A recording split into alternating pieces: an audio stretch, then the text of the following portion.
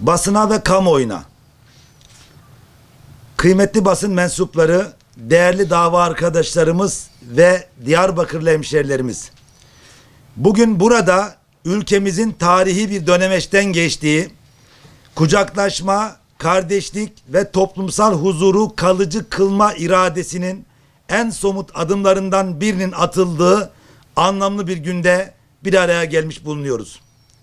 Geniş bir siyasi uzlaşı ve 467 gibi net ve ikna edici bir çoğunluk oyuyla Türkiye Büyük Millet Meclisi Genel Kurulu'nda kabul edilerek yasalaşan milli dayanışma ve toplumsal bütünleşmenin güçlendirilmesine dair kanun sadece bir yasal düzenleme değil, milletimizin ortak geleceğine, huzuruna ve kardeşine verilmiş tarihi bir sözdür. Tarih bize göstermiştir ki bu coğrafyadaki en büyük gücümüz sarsılmaz kardeşliğimizdir. Yıllardır milletimizin enerjisini tüketen, coğrafyamızın kalkınmasına, insanımızın refahına ve toplumsal barışına engel olan prangaların sökülüp atılması adına atılan bu adım, Diyarbakır başta olmak üzere tüm bölge halkı için büyük bir umut kaynağı olmuştur. Sayın Cumhurbaşkanımızın güçlü iradesi, devletimizin stratejik aklı, meclisimizin ortak iradesiyle ortaya koyduğu bu hukuki çerçeve toplumsal bütünleşmemizi tahkim edecek niteliktedir. Bizler Memur Sen Diyarbakır İl Başkanlığı olarak emeğin, hakkın ve adaletin savunucusu olduğumuz kadar bu toprakların birliği, kardeşliği ve huzur içinde yaşamasının da en güçlü destekçisiyiz. Bölge halkı başta olmak üzere yaşadığımız acı tecrübelerin ve belirsizliklerin geride bırakılması adına atılan bu adımı son derece kıymetli buluyoruz.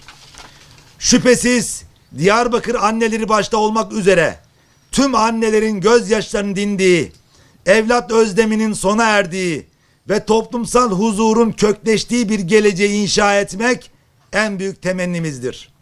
Bu doğrultuda yasal zemini oluşturulan yeni dönem yaraların sarılmasına ve ortak geleceğimizin güvenle şekillenmesine katkı sağlayacaktır. Tarihi boyunca medeniyetin, kardeşliğin ve hoşgörünün merkezi olan bu toprakların yakın bir gelecekte ekonomik, sosyal ve kültürel açıdan şahlanacağına inancımız tamdır.